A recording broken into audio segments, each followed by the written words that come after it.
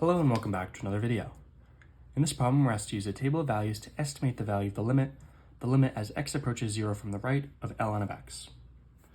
So what we have to do is we have to choose values of x that are getting closer and closer to 0. This positive sign means it's from the right, which means that we are choosing values that are slightly larger than 0.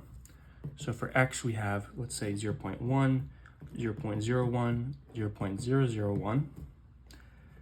And let's just do 0.001 as well. And then we have to plug them in to ln of x. And we have to see what values we get when we plug these values of x into ln of x. And so we get negative 2.302585, of course just plugging this into your calculator.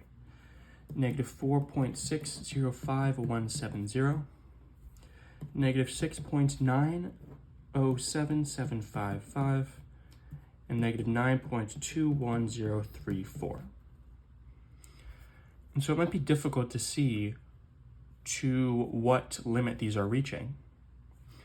But if we say take the first value, right, negative 2.3, and we add it to itself, we get negative 4.6. And if we add it to itself again, we get negative 6.9. We add it to itself again, we get negative 9.2. And so that is all the values that we're getting here. So we can see that every time we add another 0 here, the value goes down by negative 2.3. You can always add more zeros, therefore you can always add an infinite number of negative 2.3s.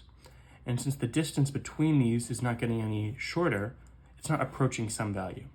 Right? It's going to go off to negative infinity.